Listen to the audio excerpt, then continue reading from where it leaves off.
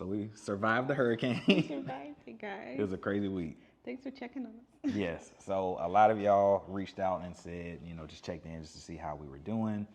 And so this video is going to be a little bit of an update of how we're doing, how it was down here, specifically for y'all that are interested in living in a place like Meridiana, way down south, kind of close to the coast. That has to be worrisome, right? You're looking at the news and you're like, I'm trying to move there. Yeah. So for all of y'all that are looking at potentially buying in a community like this one, we're going to give you kind of some of the things that we noticed being so far on the coast. We're usually in the center of the city, so we're kind of tucked away from some of these dramas that we experience down here. So we're just going to go through some of those issues and just kind of talk through our experience down here. With Beryl. With Beryl. All right. So it was crazy. Yo. I wasn't expecting it to kind of like turn up how it did. And we're from Louisiana, so we know hurricanes, or we think we know hurricanes. We know non-direct hurricanes. Yes. Right? What typically happens in Houston, and so I kind of get these sort of questions often for people that are looking to relocate here, is they're like, I don't want to be anywhere that has these heavy storms. I don't want to be anywhere that floods. And unfortunately, if you're kind of moving to the area, the threat is here. Yeah. What typically happens is the Weather Channel will put us all in a frenzy. They go and panic buy all the water and all of the toilet paper, and then it ends up going to Louisiana and just kind of like blasting them. Or somewhere else. It's never what you think it will be, except. It's almost never a direct hit, except for this time, for whatever reason, it was like a direct hit, and it came basically like right alongside our neighborhoods. Yeah. And so this one was a little bit unique, and we got to feel like the brunt of it for, what was that, like 5 or 6 hours straight? It was just outside, like against the window. Wind and rain. Had to be every bit of 80, 90 miles per hour wind for like 6 hours straight. Yeah, it was just running it. And we felt every piece of that. So outside of that, one of the reasons why I preach so heavily on this channel about the benefits of new construction is one of those things is living in that storm and knowing the amount of rain and water that we had in our section. I can't imagine if this was an older community that was lower, that didn't have the flood mitigation and all of those things. There's no water on our street. No water on our street. Right. So what would have happened to us?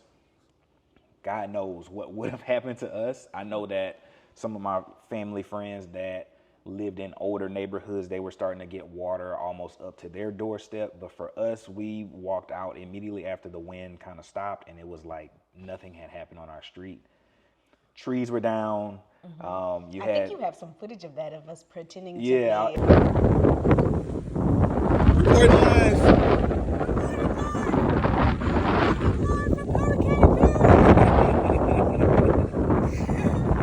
I'll probably drop that in here. But it's like, outside of that, almost, it looks like nothing had happened on our specific street. Yeah, there's some leaning new trees. In a new community, they put new trees down. Yeah, let's go check them out.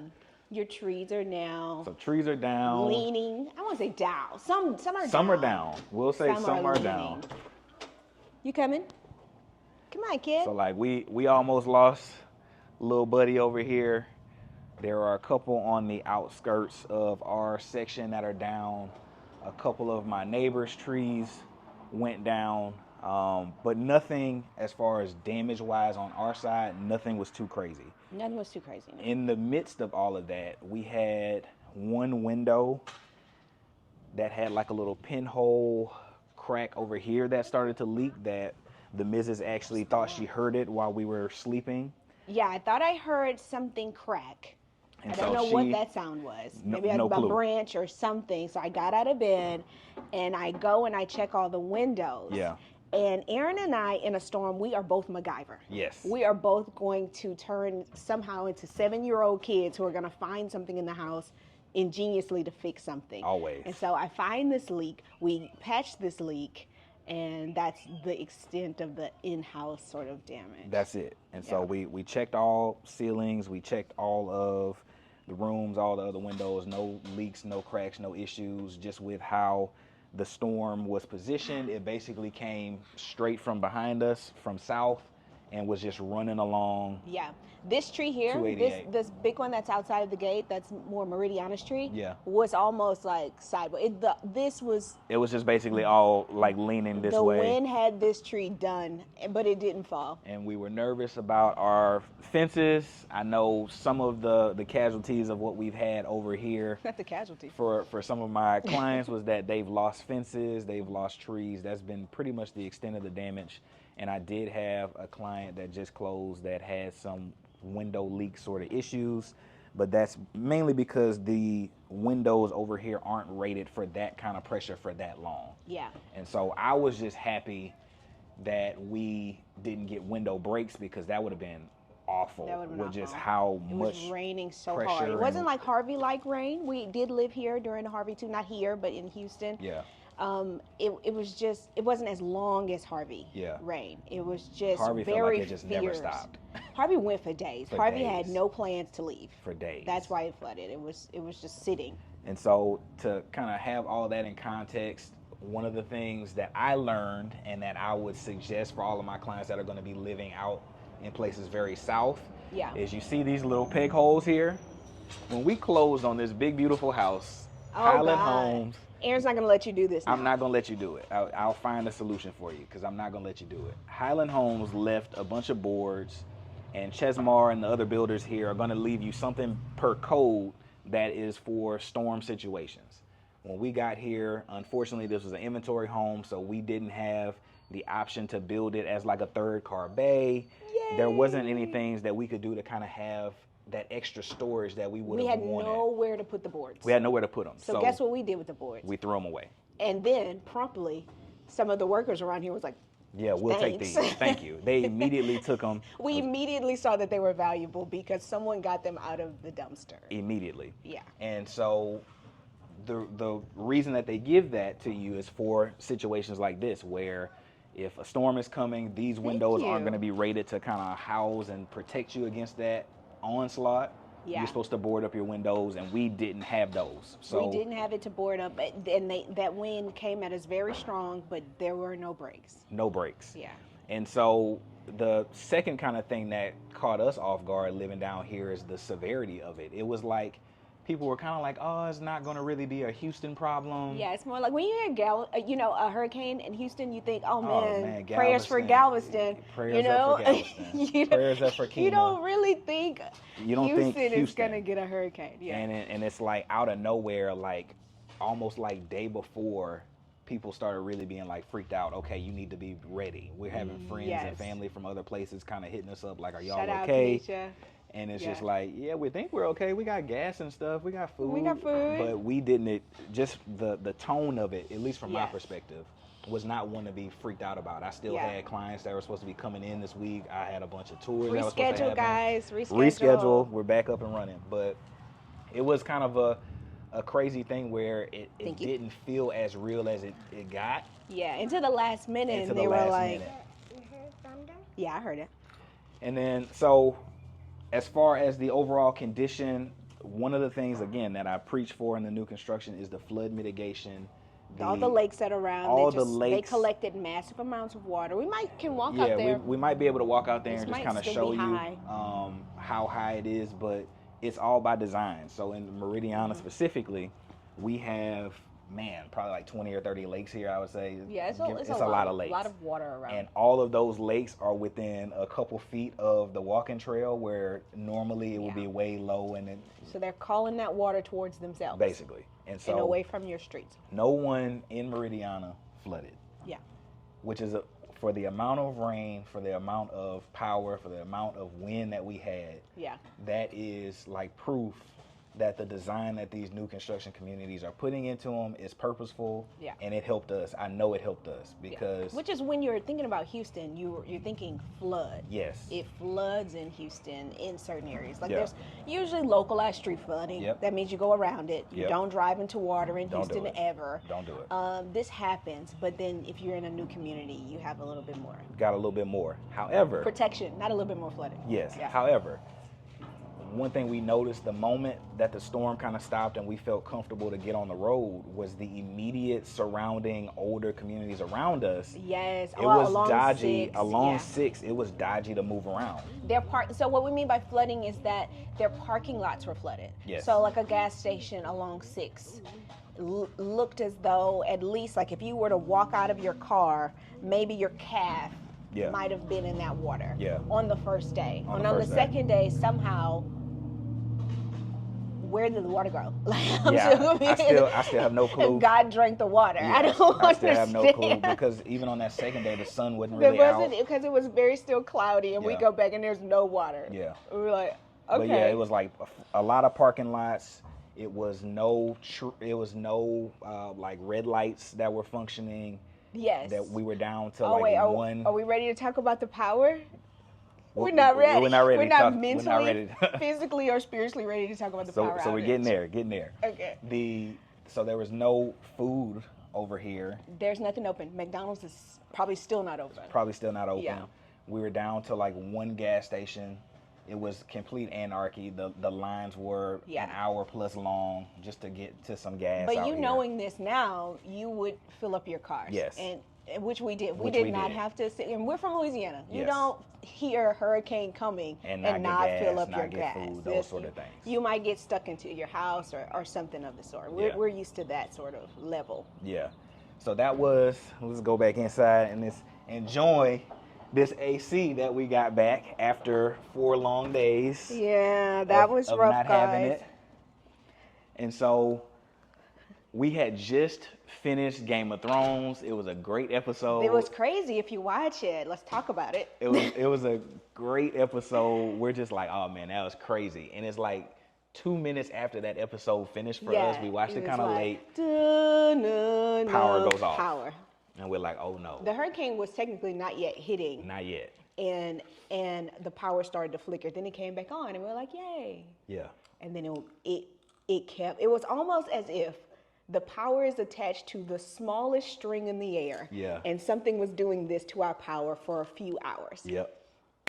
And it was going off and on and off and on. And at 5 o'clock, it decided no more. No more. I can't do it anymore. I am done, and I'm done for days. Done for days.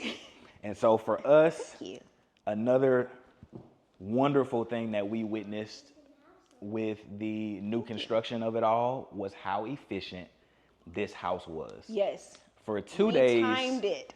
For 2 days, we pretty much thugged it out in here. It was still cool, and we don't have a generator yet. We don't have a generator. That's the one thing that is a non-negotiable. You're gonna need to get that. Got somebody coming here today.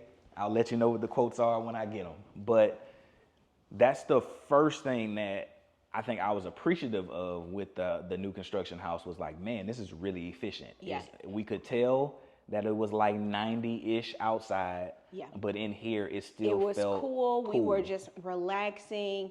We have a gas stove. Would you say that all of new communities have gas stoves, or is that at a certain price point? I would say once you kind of get outside of the entry-level communities, most of those have gas now for these sort of events. Yeah. And so if you're somewhere else and you're thinking, oh, Houston, power outage, hurricanes, half of your drama can be lessened if you have a gas stove. Yeah. Because you can still cook. We made a nice dinner. I toasted up some bread with some butter. Yeah. The refrigerator, if you've been in storms, if you're not opening this for a day or two, your stuff still is good. Fine because you're not constantly opening your refrigerator. Yeah. I was in here like, I'm from Louisiana, hurricane, I'm fine. Yeah. Until the sun came out. So about day 3 for us, the sun is on full blast. There's a heat advisory. Heat advisory, real rough, still no street lights, still minimal gas, still HEB is open. HEB runs on a generator. They did not close. HEB was a beacon of hope over here. That was up and running, so you could pretty much do anything, but as of like day 3. HEB is a grocery store. It's like the grocery store if you're not from Texas. Pearland down, everybody was still like 2 million people without power by like day 3. Yeah, so Beryl hits I was about to sound like my mom and or grandma and say full day Monday morning. Okay. But before day Monday morning. So by Tuesday, most people are still without power. Still no power. Except for Longhorn Steakhouse. Except for them. Randomly open. That's where we ate lunch. And it was rough, guys. It was rough. So I would say the cost of getting a generator, the drama of not having one.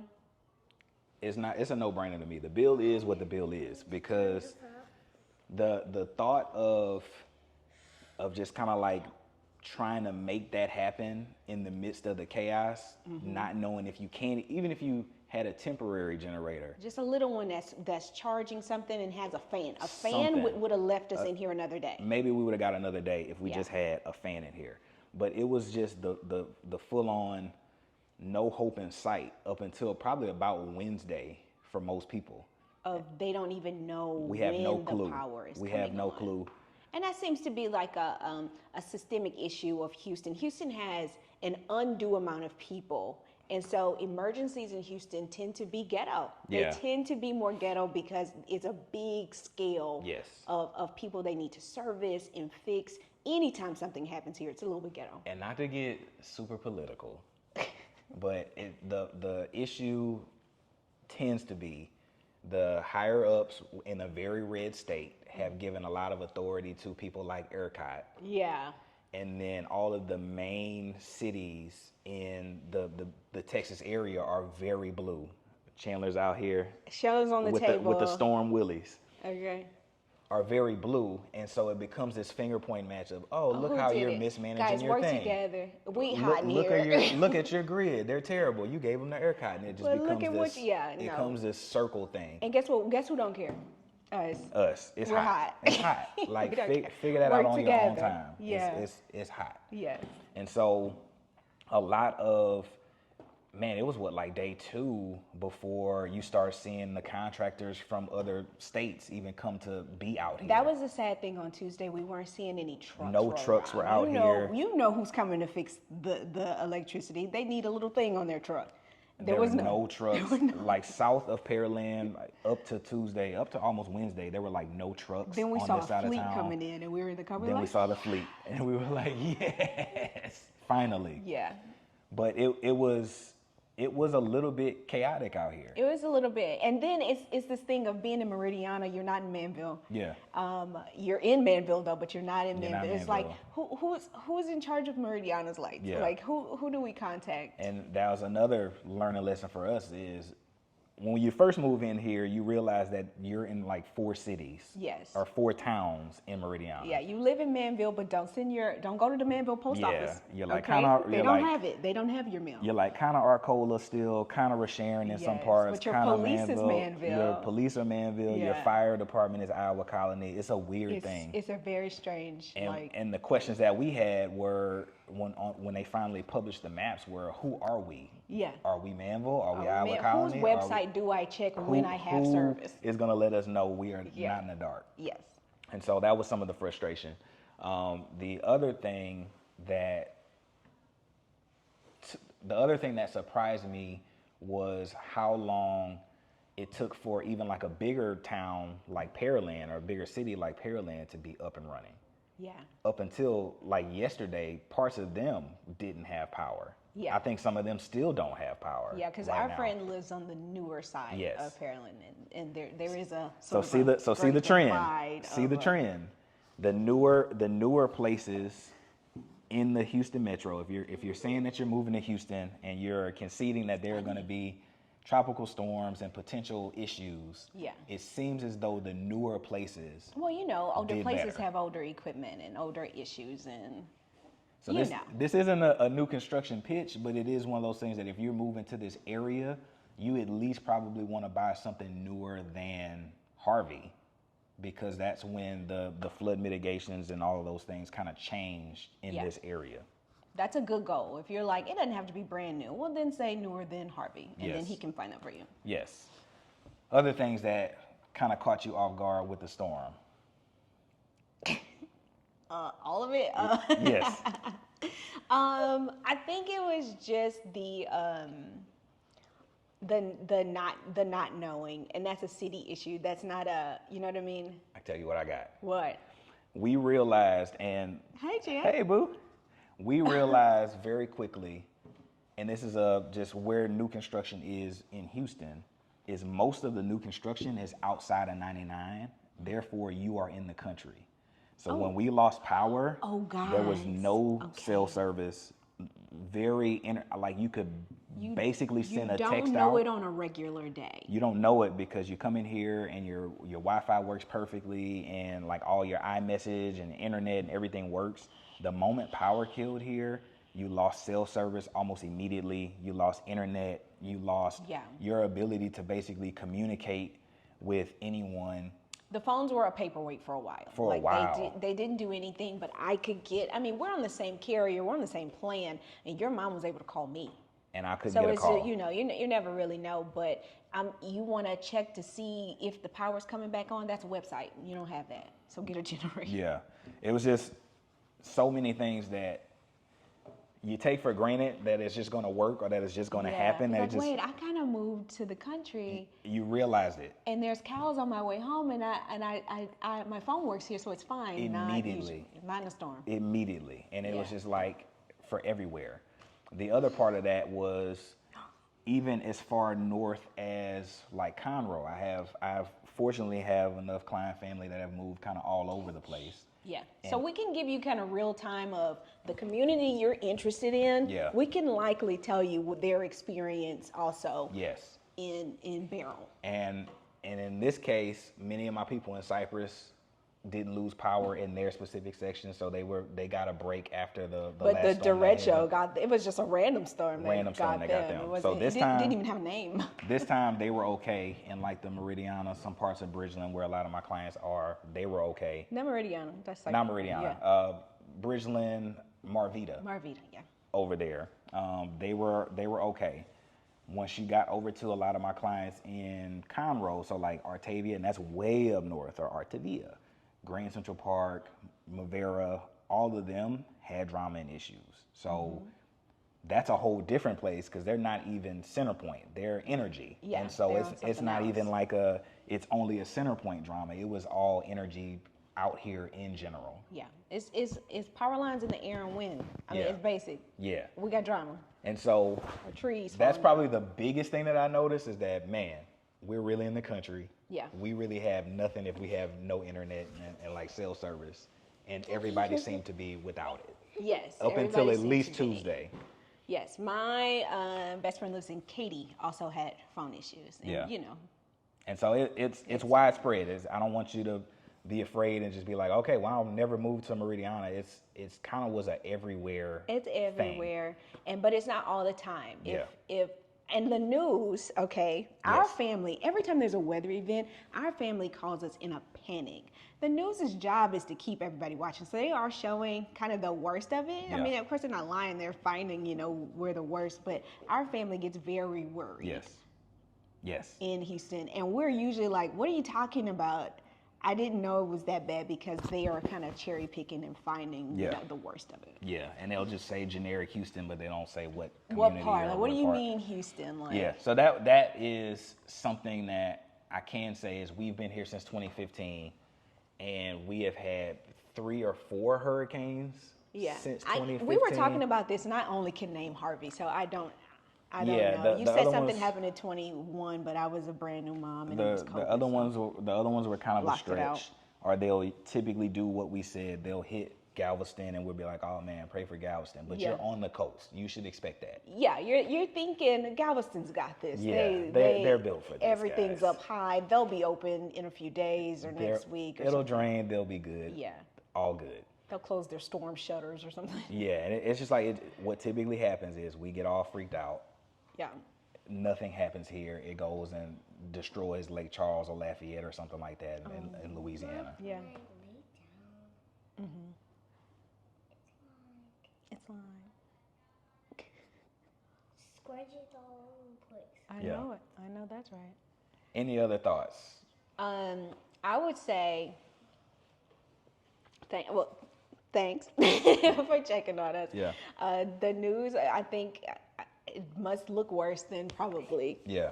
It is. We were able to eat at restaurants most of the days. We just have to kind of ride around and find what's open and have what a little works patience. And just understand that they're trying to do whatever they can.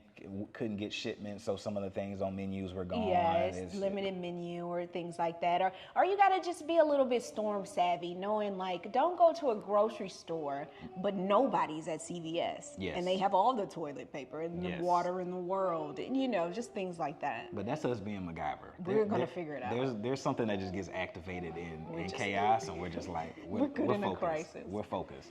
Yeah. So those are the things. I don't want this to come off as a don't move to Houston sort of thing. Yeah. If the power hadn't gone out, I don't think anybody would have even seen it on the news. Yes. Yeah. But it was just so widespread, and unfortunately, it's kind of a back-to-back, just dealing with what Cypress had to deal with and most of Houston had to deal with a month ago. They're calling. A month ago, and then putting that in to context of now having this within like a 2-month span. Right. And this isn't something that we have dealt with over our years of living in Houston all the time. We haven't. Okay, yeah. It rains a lot.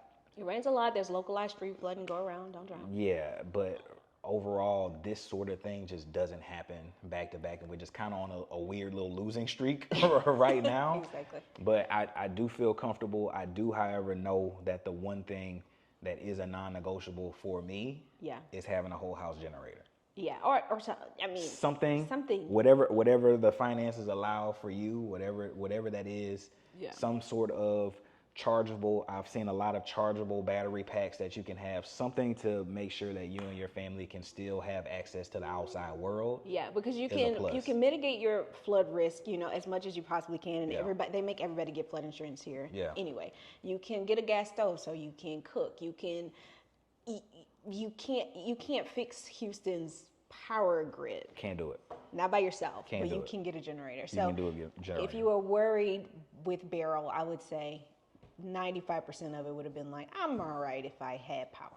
Yes. Yeah. 1,000%. It might be 99%. I would say 95% of the drama would have been gone had our generator just kicked on, because we would have had all of our food. We stocked up. We had all of our food. We had all our things. If we had a generator, I don't think we would be making a Beryl It wouldn't YouTube be video. this video wouldn't exist. We would be like, guys, we're okay. That's okay. The end of the video. So next time, this will probably be an IG reel or something, because we will have had a generator installed. But thoughts. New construction did well. And it stayed cool. Stayed cool because of the energy efficiencies and some of the other things that I've talked about on other videos. Flood mitigation in the community. A lot of these new construction communities have retention ponds or lakes or something to help with the water in the event that there's a lot of rain or something like that. Yes. Everything held up pretty well. To say there was almost 100-mile-per-hour wind out here for several hours. We have some leaning trees that we now have to, because your trees are your thing. Yeah. So we have some leaning trees that we have to take care of. But as far as like stuff on the house, nothing blew out, no windows broke or anything like that. We were perfectly fine. So I'm happy with the house that we have. I'm thankful that even our older house up in the city had no damage. Still has no power. Still has no power. In the middle of the city. In the middle of the city. In a very expensive area. And even places like Siena, which is probably the most premier community this side of the world that has multi-million-dollar houses. They lost water. They lost water and power. And that's what you don't want. Yes. Let's talk about that. You don't want to lose water. Water's tough. Yes. We did that for the freeze. That was tough. Bro, come on now, dog.